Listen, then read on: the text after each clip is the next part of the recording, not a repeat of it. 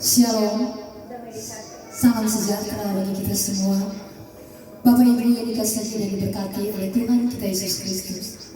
Ibadah persekutuan wanita kaum ibu bersama dengan pria kaum bapa kolom 14 Jemaat Inim Saiten Karomasan Rana Tanah Air segera dimulai. Untuk itu patutlah kita mengucap syukur kepada Tuhan karena berkat cinta dan kasih-Nya bagi kita semua, sehingga pada saat ini Dia masih berikan kita kesempatan untuk kita boleh bersama-sama dalam persekutuan beribadah wanita kaum ibu dan pria kaum bapa. Untuk itulah kita mempersiapkan hati dan pikiran kita untuk kita masuk dalam ibadah. Dan ibadah ini akan dipimpin oleh yang terkasih Ibu Vikaris Pendeta Ivana Nelson Tangka, Sarjana Teologi. Kepada Ibu disiapkan.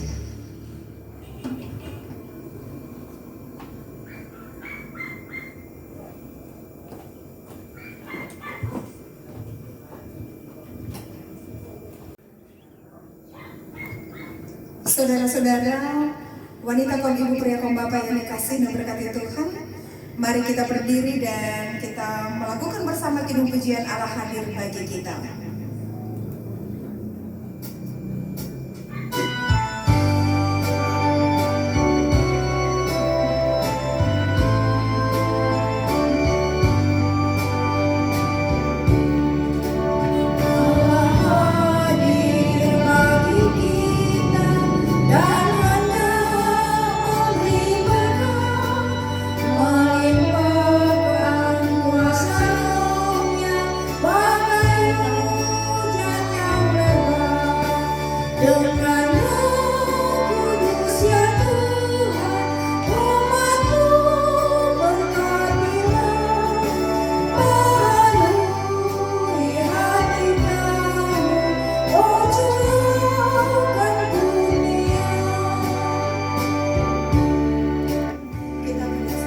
Kita tunduk sejenak, kita habiskan ibadah saat ini. Pertolongan kepada kita adalah dalam nama Tuhan yang menjadikan langit dan bumi yang tetap setia untuk selama-lamanya dan tidak meninggalkan perbuatan tangannya. Amin. Kasih karunia dan damai sejahtera dari Allah Bapa kita dan dari Tuhan Yesus Kristus menyertai saudara-saudara. Dan sebagai nats pembimbing kita dalam ibadah di saat ini demikian ditulis, tetapi hikmat yang dari atas adalah pertama-tama murni, selanjutnya pendamai, peramah, penurut, penuh belas kasihan, dan buah-buah yang baik, tidak memihak dan tidak munafik. Dan buah yang terdiri dari kebenaran ditaburkan dalam damai untuk mereka yang mengadakan damai. Dalam Yakobus pasal 3 ayat 17 dan 18 kita melakukan bersama, hai mari sembah.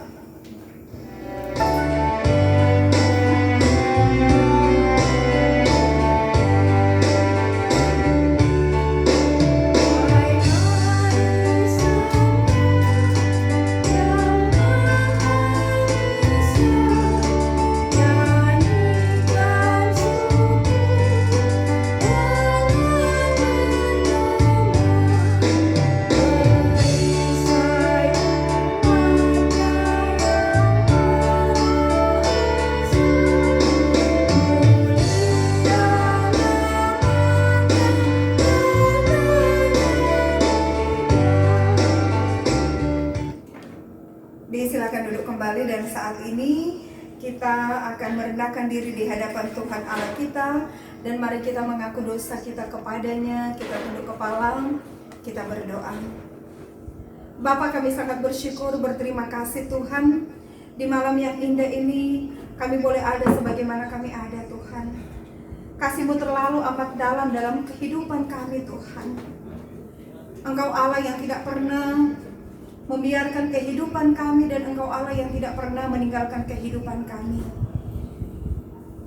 Sungguh Tuhan, Kami sangat menyadari bahwa di luar Tuhan, kami tidak sanggup melakukan apa-apa dalam kami menjalani kehidupan ini, Tuhan. Dan terkadang ketika kami menjalani kehidupan ini, banyaklah yang sudah kami lakukan di hadapan Engkau, Tuhan.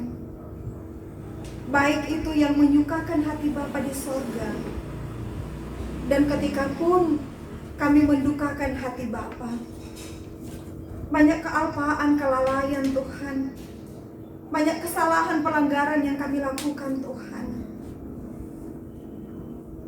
tanpa disadari ataupun tidak. Terkadang dalam setiap tutur ucap kami, dalam tindakan kami, dalam pikiran kami Tuhan, kami tidak menaruhkan roh Tuhan, roh hikmat dalam hidup kami, sehingga kami melakukan apa yang tidak Engkau kehendaki dalam kehidupan ini.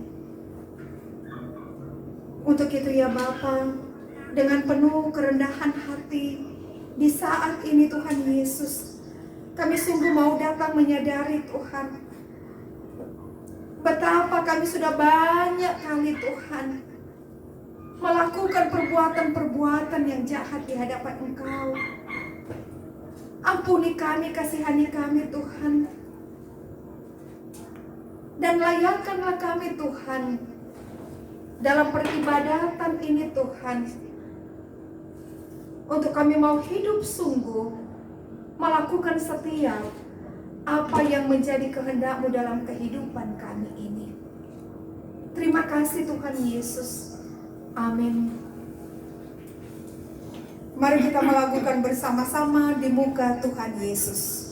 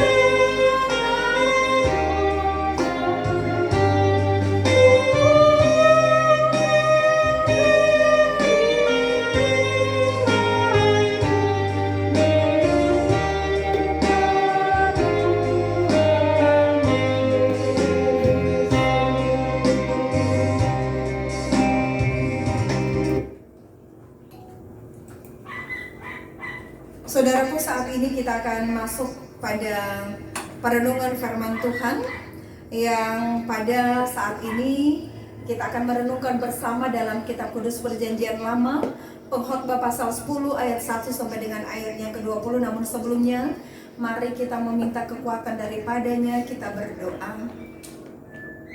Terima kasih Tuhan Yesus untuk waktu yang terindah yang sudah boleh Engkau ciptakan bagi kami sebagai wanita kaum ibu dan pria kaum bapa kolom 14 Jemaat Kemim Saitun, masih berada di rumah kami masing-masing Tuhan. Namun kami rindu kehidupan kami, kehidupan keluarga rumah tangga kami dipenuhi dengan kebenaran firman-Mu, dan kami sangat percaya Tuhan, dalam kebenaran firman-Mu memiliki kuasa yang amat besar, memiliki kuasa yang sangat dahsyat, dan dari dalam kebenaran firman-Mu membuat jiwa kami bersorak-sorai, bersukacita, jiwa kami disegarkan. Tuhan Yesus, Roh Kudus, biar kiranya Engkau hadir di hati kami masing-masing, di tempat ini, di rumah kami masing-masing. Berkaryalah Engkau sebebas-bebasnya. Terpuji nama-Mu Tuhan, dalam nama Yesus. Amin. Saudaraku, pada kesempatan saat ini kita masih merenungkan bagian Alkitab dalam kitab Pengkhotbah pasal 10 ayat 1 sampai dengan ayatnya yang ke-20, dan ini merupakan hari terakhir kita semua memahami bagian Alkitab ini. Dan mari saudaraku, kita sama-sama membaca bagian Alkitab ini ya secara bersama-sama. Mari kita mulai. Pengkhotbah 10 ayat 1 sampai dengan 20 yang oleh Lembaga Alkitab memberikan judul Akibat-akibat kebodohan. Lalat yang mati menyebabkan urapan dari pembuat urapan berbau busuk.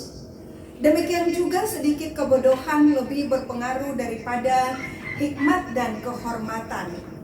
Hati orang berhikmat menuju ke kanan, tetapi hati orang bodoh ke kiri.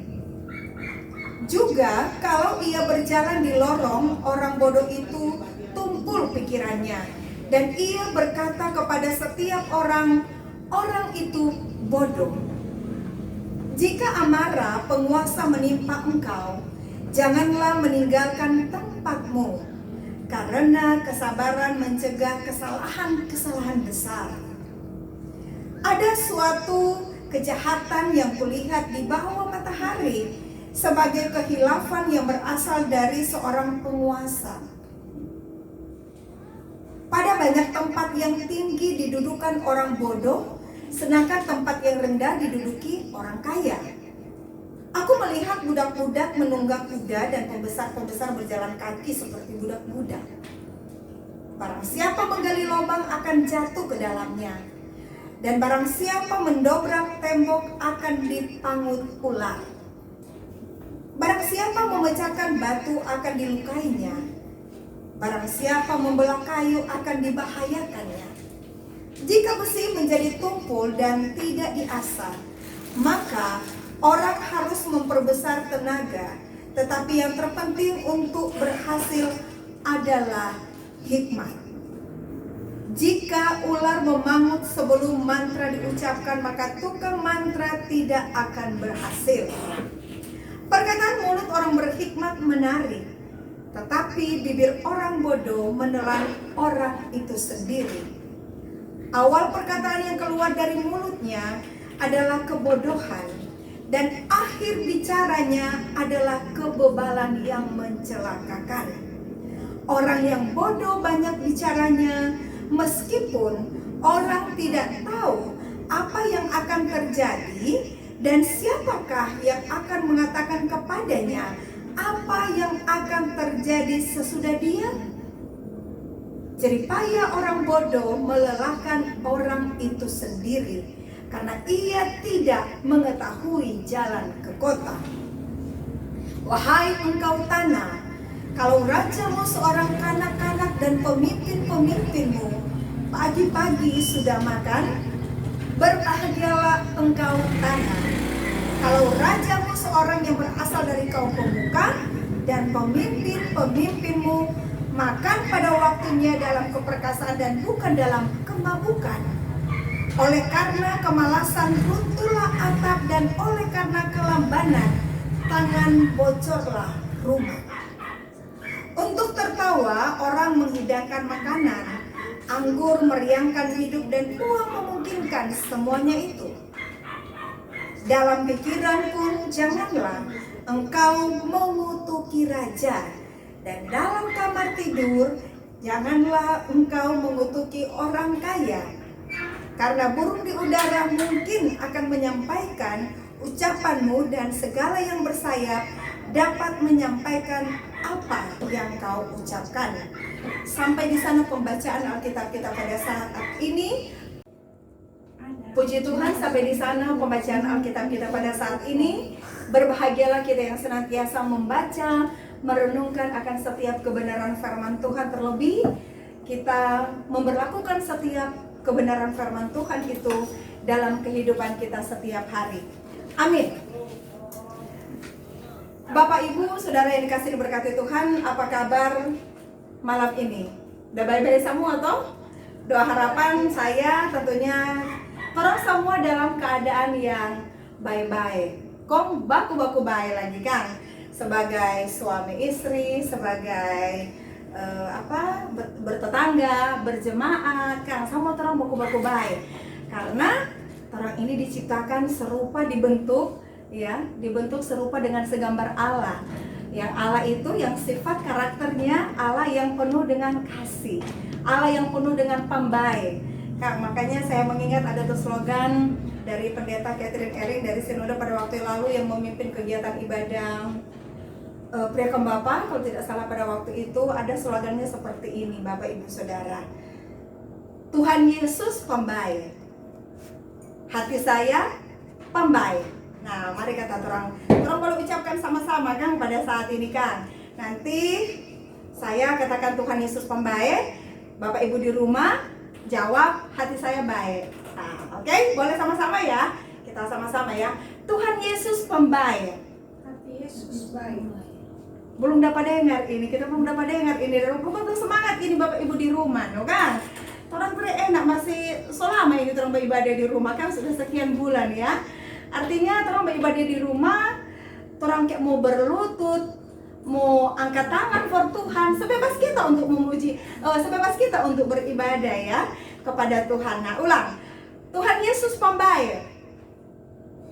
Ibu-ibu menjawabkan, bapak-bapak menjawabkan, apa kata tadi? Hati saya baik. Oke, ulangan. Tuhan Yesus pembaik. Saya Wah, semangat sekali dapat dengar sampai di sini ya, Bapak Ibu Saudara. Betul. Kita jawab betul. Nah, ternyata memang benar bahwa kasih Tuhan tidak pernah meninggalkan kehidupan saya dan saudara ya, sampai saat ini tentunya. Dan pada bagian Alkitab yang kita baca pada saat ini melalui kitab Pengkhotbah 10 ayat 1 sampai dengan ayat yang ke-20, yang di sini diberikan judul ya, akibat-akibat kebodohan. Dan sementara tema kita di minggu yang berjalan saat ini lewat kalimat berpikir, berkata, dan bertindak dengan hikmat. Nah, Bapak Ibu Saudara yang dikasihi Tuhan, kitab Pengkhotbah ini sesungguhnya ditulis oleh Raja Salomo. Nah, sekalipun namanya tidak dicantumkan atau tidak ditulis dalam keseluruhan kitab ini, tetapi sangat jelas bahwa penulis kitab Pengkhotbah ini adalah Raja Salomo. Itu bisa kita baca dalam Pengkhotbah pasal 1 ayatnya yang pertama. Bapak Ibu Saudara yang dikasihi diberkati Tuhan, dari situ sangat jelas dikatakan bahwa Raja Salomo ya, yang menulis akan kitab ini, raja yang dikenal dengan penuh hikmatnya yang sungguh sangat-sangat luar biasa. Nah, saudaraku, pada bagian Alkitab ini yang kita baca, kitab Pengkhotbah ini, sesungguhnya bersifat bersifat puitis ya, dan sehingga ketika kita akan menafsirkannya, kita memakai bentuk tafsiran kritik sastra. Nah, karena memang dalam kata demi kata kalau kita mau baca ini kitab Pengkhotbah ya, pasal pertama sampai dengan ayat 12, sungguh banyak sekali mengandung kata-kata, kalimat yang sangat-sangat puitis seperti itu. Nah, kalau kita membaca lagi dalam pasal pertama, kitab Pengkhotbah ini juga menggambarkan bagaimana kitab Pengkhotbah ini bersifat, kalau menurut saya di bagian renungan yang lain menulis bersifat apatis ya, menurut saya juga bersifat sangat pesimistis. Nah, karena apa? Karena di pasal pertama di situ sudah menunjukkan bagaimana kehidupan ya, dikatakan kesia-siaan belaka, kata Pengkhotbah, kesia-siaan belaka, segala sesuatu adalah sia-sia. Ya, kalimat yang sungguh sangat-sangat pesimistis ya. Dikatakan bahwa segala sesuatu ternyata apa yang kita lakukan, kita kerjakan di bawah kolong langit ini sia-sia ya. Di bagian-bagian pasal-pasal selanjutnya juga ketika kita menjalani kehidupan ini, sama kata yang ada bilang orang cuma menjaring angin. Nah, artinya hidup ini hanya sementara saja di dunia ini ya, Bapak Ibu Saudara. Cuma orang ini sama dia uang yang kadang kelihatan, yang kadang hilang, tidak dapat lihat.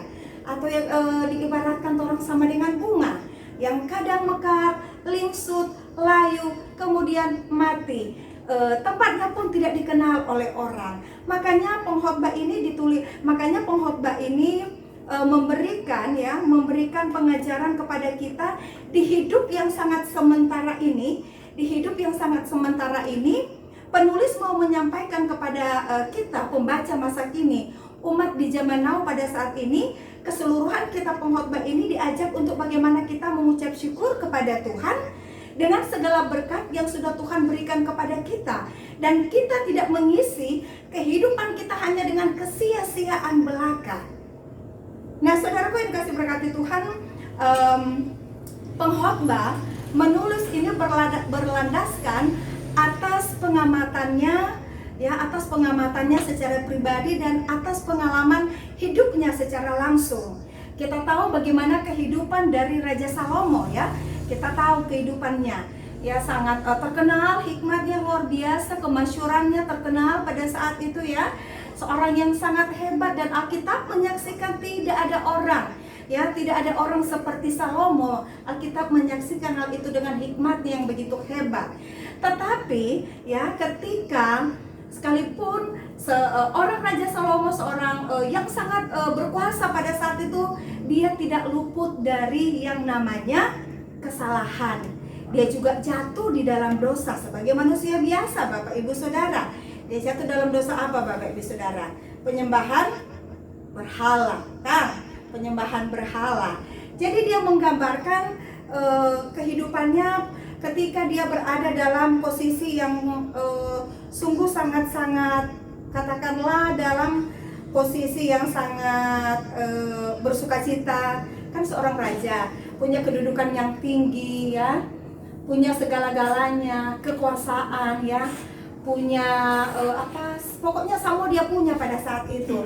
Tetapi ternyata sumber kebahagiaan yang dia rasakan pada saat itu justru membawa dia jatuh di dalam dosa, yaitu penyembahan berhala tadi. Makanya dia bilang bahwa semuanya, segala sesuatu adalah sia-sia.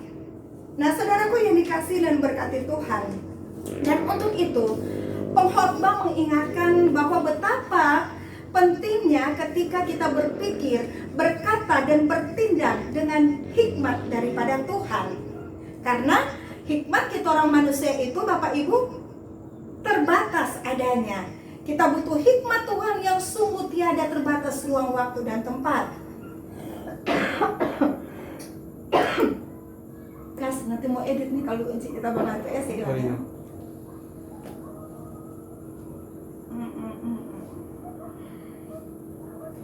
Saudaraku yang dikasihi dan mengasihi Yesus, ketika kita membaca bagian Alkitab ini, ya, kalau tadi judulnya di sini dikatakan akibat kebodohan. Bodoh di sini yang menurut Alkitabiah pemahaman kita yang kita baca pada saat ini berbicara tentang kebodohan yang menunjuk pada aspek, bukan menunjuk pada aspek intelektual atau tingkat pendidikan seseorang, ya. Sebab kebodohan yang dimaksud dalam bagian perenungan kita pada saat ini adalah bagaimana perilaku yang mengabaikan ajaran firman Tuhan, yang hidup tidak takut Tuhan.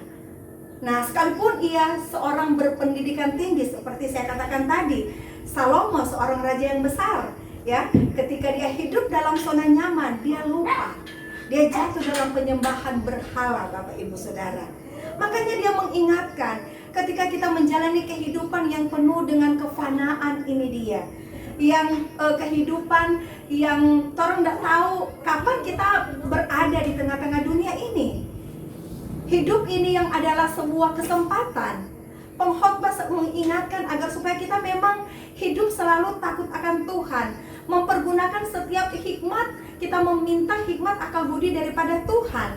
Sebagai wanita kaum ibu, sebagai ibu, istri, oma, sebagai pria kaum bapak, sebagai suami, papa, opa, sebagai pekerja, pelayan, kita semua, ya, kita membutuhkan hikmat dalam kehidupan kita, dalam menjalani setiap tugas tanggung jawab kita. Ketika kita dalam bertutur kata, ya, Kita minta hikmat daripada Tuhan supaya orang jangan mau tak salah kata, semua bikin tersinggung orang lain ya, seperti itu. Dalam kita bertindak apalagi ya, kita bertindak, kita meminta hikmat daripada Tuhan. Dalam kita berpikir, kita membutuhkan hikmat saudara-saudara. Karena kembali dikatakan bahwa orang sehebat apapun ketika dia tidak memiliki hikmat Tuhan, dia akan jatuh dalam pencobaan. Ya, itu sangat jelas juga ditulis di dalam Amsal pasal 1 ayatnya yang ke-7.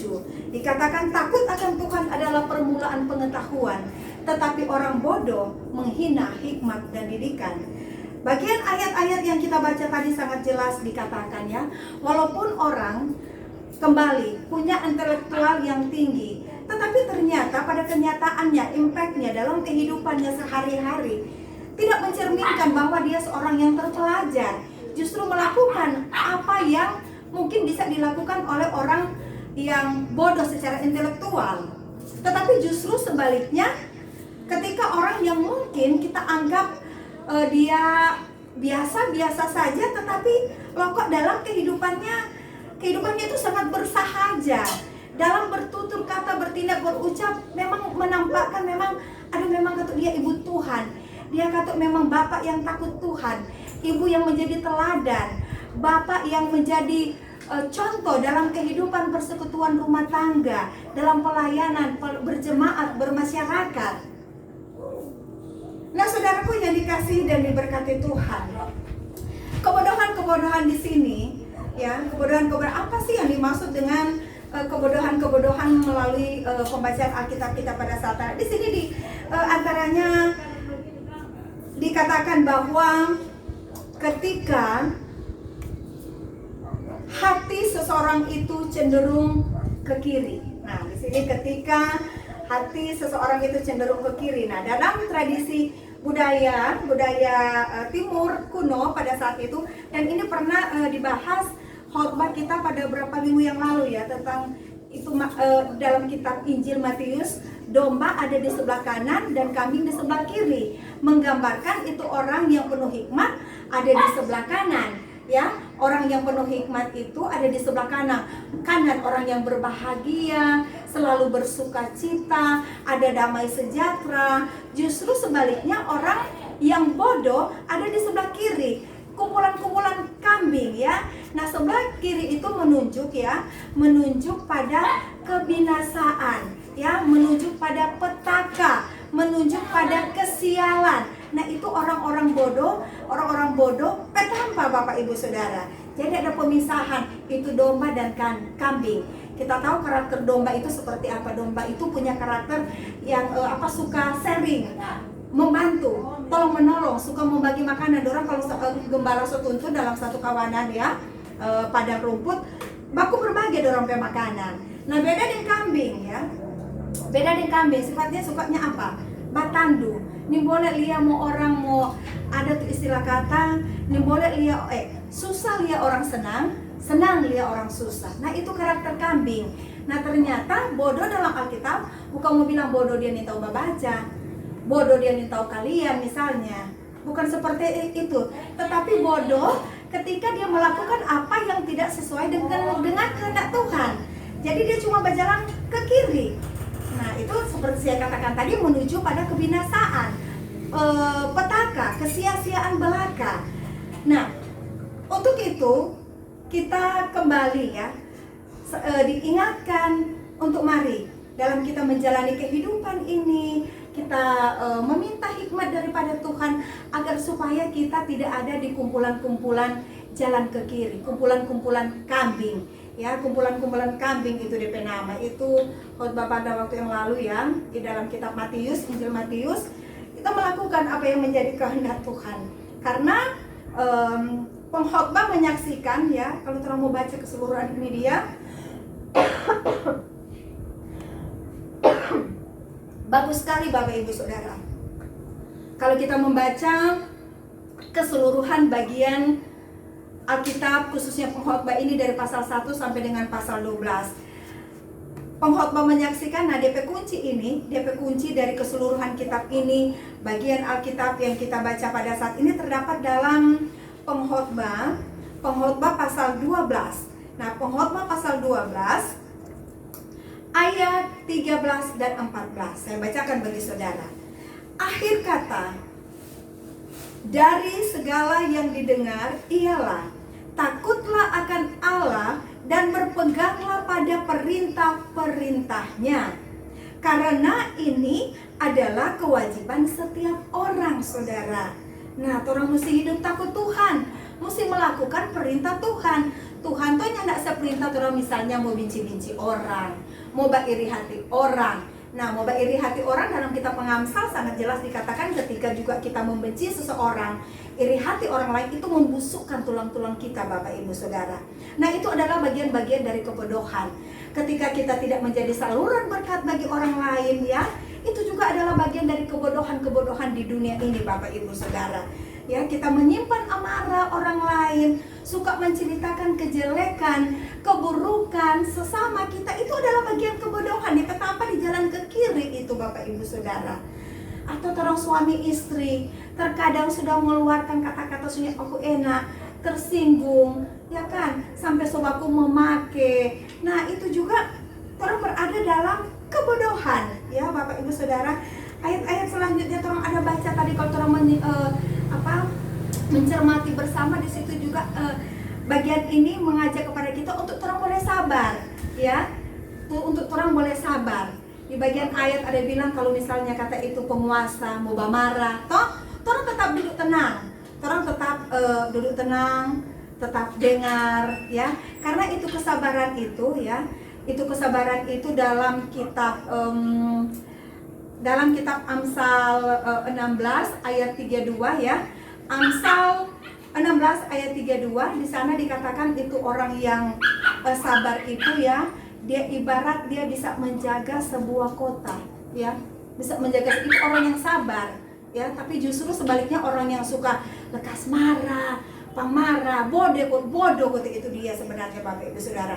Karena kalau orang tenang, sabar, orang tuh mau minta hikmat lebih dulu. Oh, kita kote supaya kok kata suami sana.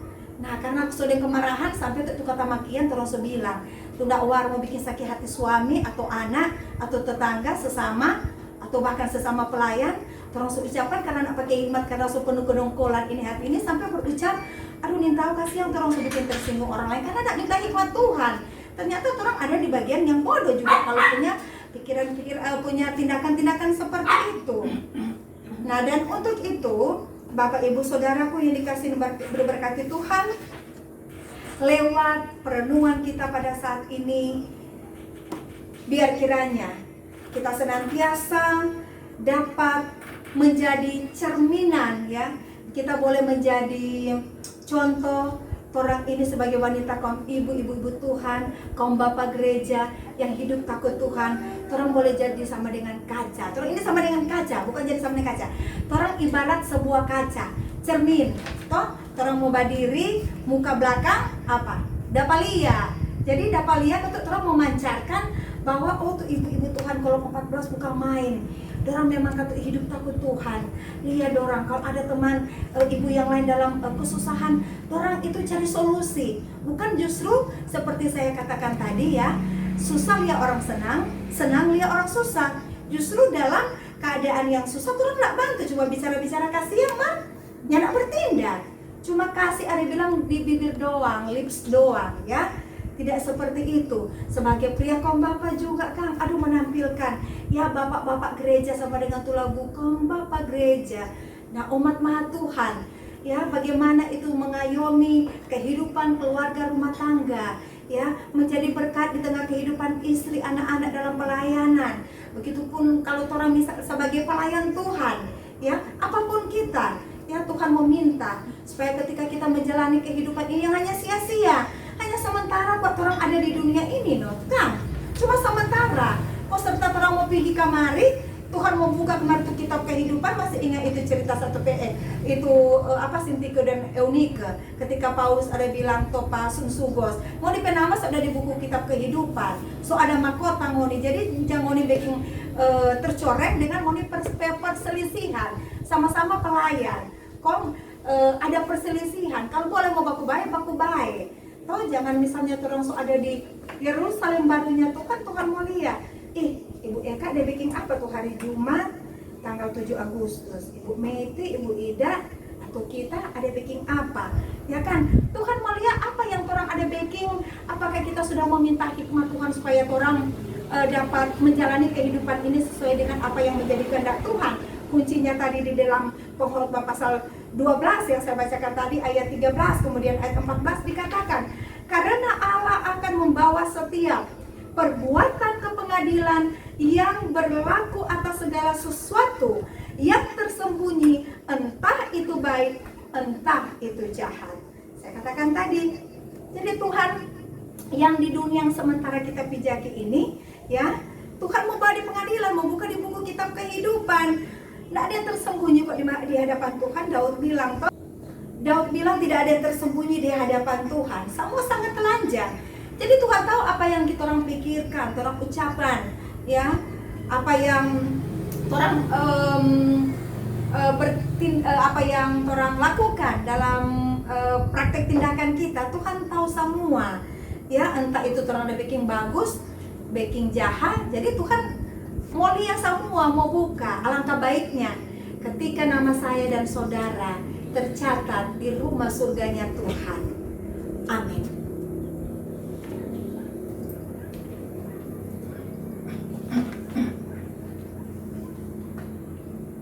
Saudaraku, dan saat ini kita akan memberikan persembahan. Dan untuk itu mari kita melakukan bersama, aku milikmu, Yesus Tuhanku.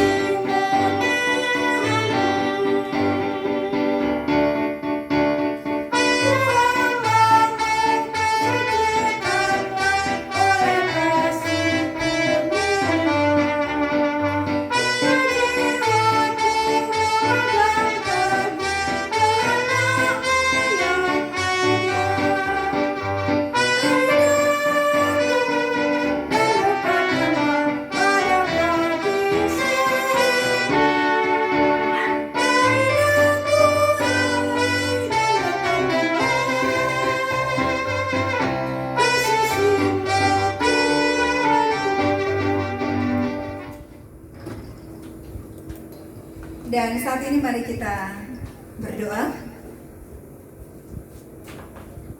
Terima kasih ya Tuhan Yesus, di malam yang indah ini dan kami masih beribadah di rumah kami masing-masing. Hidup kami sudah dikuatkan lagi lewat kebenaran firman Tuhan. Kami diingatkan, kami diajak, kami ditegur untuk ketika kami menjalani kehidupan ini yang hanya sementara saja Tuhan. Kami mengisi hari-hari kehidupan kami dengan penuh hikmat, akal budi bijaksana daripada-Mu Tuhan. Karena Raja Salomo juga menyaksikan hal itu, bahwa ketika ia menjalani kehidupan tanpa hikmat, itu hanya membawa pada kehidupan yang sia-sia belaka. Dan untuk itu ya Tuhan, kami rindu, kami sebagai wanita, kaum ibu, pria, kaum bapak, sebagai alat kecil Tuhan yang Tuhan tempatkan di mana kami ada pada saat ini. Kami rindu Tuhan untuk kami dapat melakukan setiap apa yang menjadi perintah-Mu dalam kehidupan ini Tuhan. Untuk kami senantiasa selalu mengucap syukur, untuk kami menjadi saluran berkat bagi sesama kami. Karena itu yang memang diajarkan oleh Tuhan. Kami tidak melakukan kebodohan-kebodohan yang hanya membawa malapetaka dalam kehidupan ini.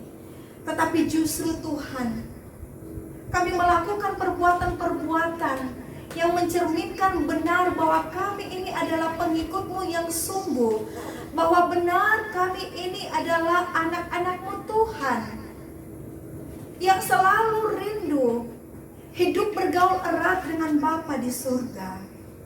Mampukan kami Tuhan, untuk kami dapat memperlakukan setiap kebenaran firman-Mu dalam kehidupan ini. Terima kasih Tuhan Yesus, terima kasih Tuhan.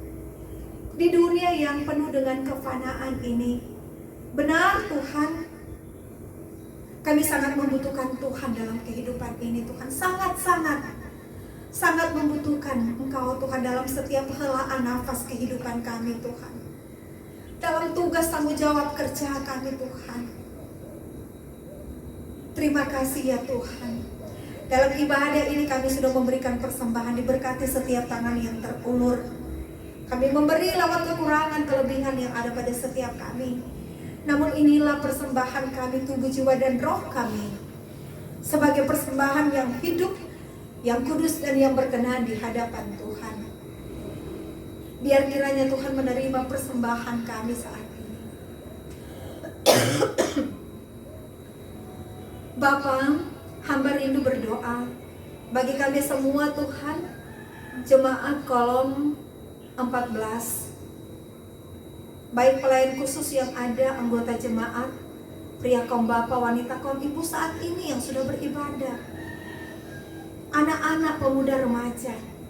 Tuhan melindungi kami, bentengi kami Tuhan, kehidupan kami ada dalam kuasa-Mu Tuhan. Kemanapun kami melangkah Tuhan, pimpin kami. Dijauhkan kami dari segala kesakitan, malapetaka, mara bahaya. Tuhan memberkati setiap kehidupan keluarga, rumah tangga kami yang ada di kolom 14, pelayan khusus di dalamnya, Bapak Penatua Audi Tinggogoy dalam persekutuan keluarga Tinggogoy Asa. Tuhan memberkati pelayanan keluarga ini untuk mereka dapat menjadi saluran berkat-Mu yang indah. Demikian keluarga Bapak Syamas Suryo Budi dalam persekutuan keluarga Budi Sinaulang. Mereka dengan selalu bersuka cita menyiapkan rumah mereka menjadi mimbar doa mezbah. Untuk setiap ada pertemuan ibadah wanita, kaum ibu, kaum bapak, rumah mereka dijadikan berkat untuk kami beribadah bersama.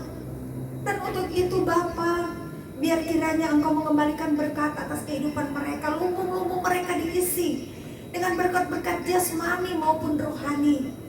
Tuhan buat berhasil.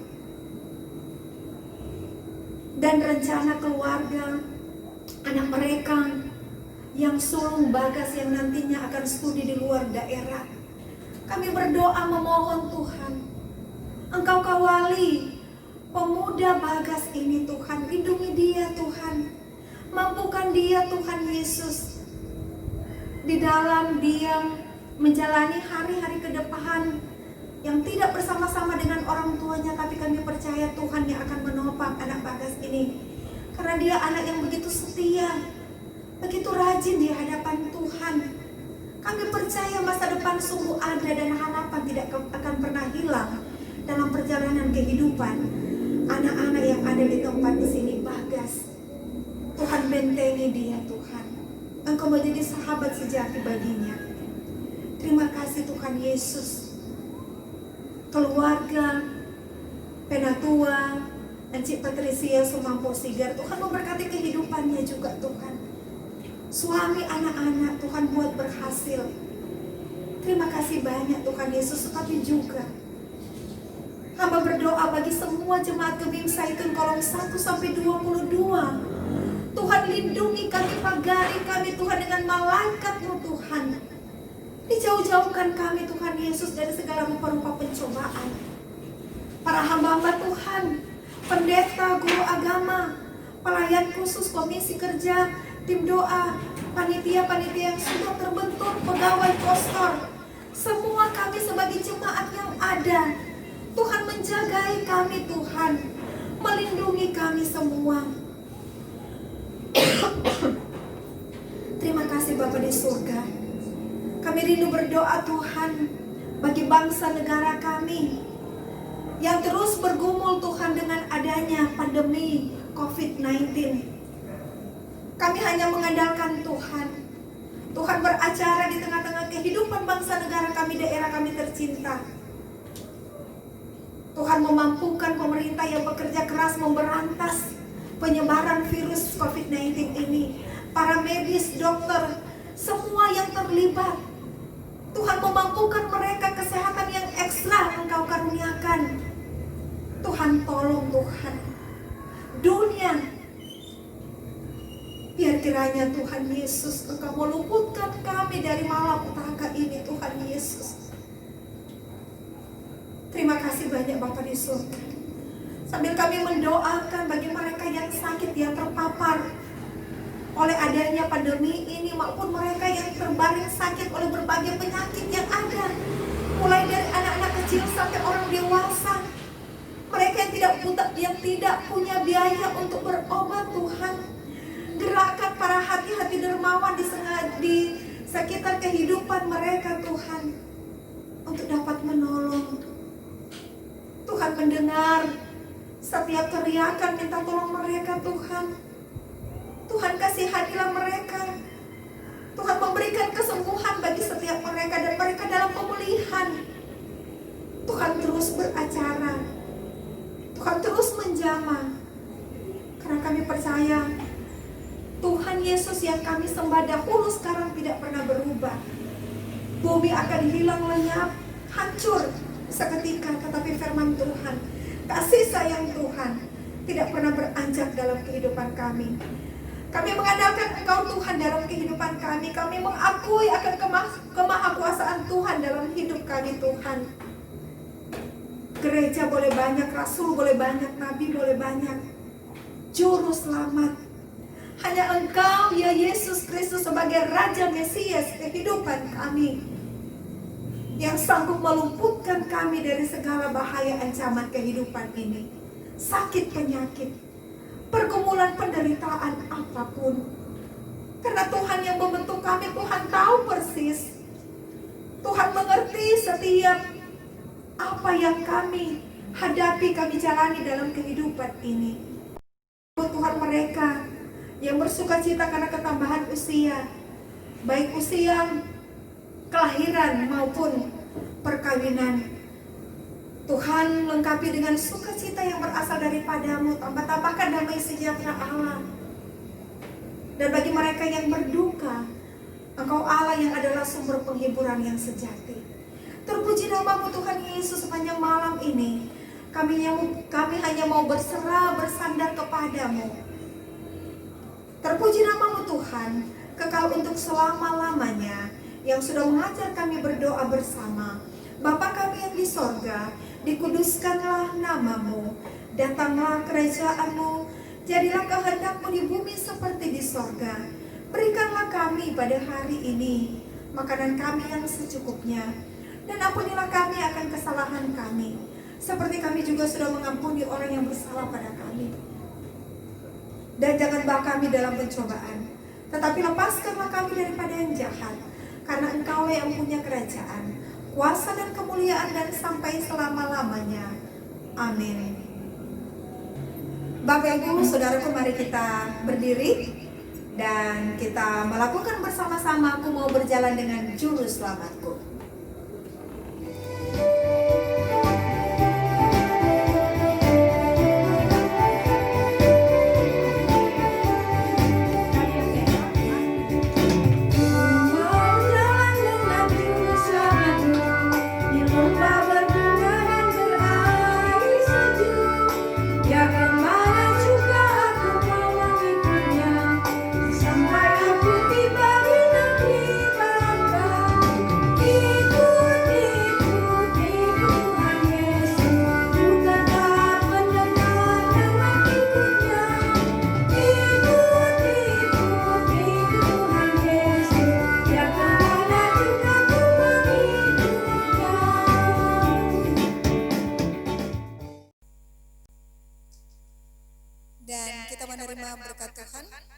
Terimalah berkat Tuhan dan pergilah dengan selamat. Tuhan memberkati dan melindungi saudara-saudara Tuhan menyinari dengan wajah-Nya dan memberi saudara-saudara kasih karunia. Tuhan menghadapkan wajah-Nya kepada saudara-saudara dan memberi saudara-saudara damai sejahtera. Amin. Amin. Amin.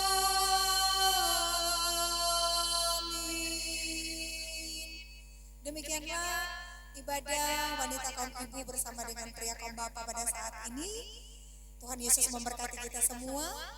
Salam sehat, shalom, dan sampai kita berjumpa di waktu dan lain kesempatan. Dan selanjutnya kami serahkan kepada penuntun acara.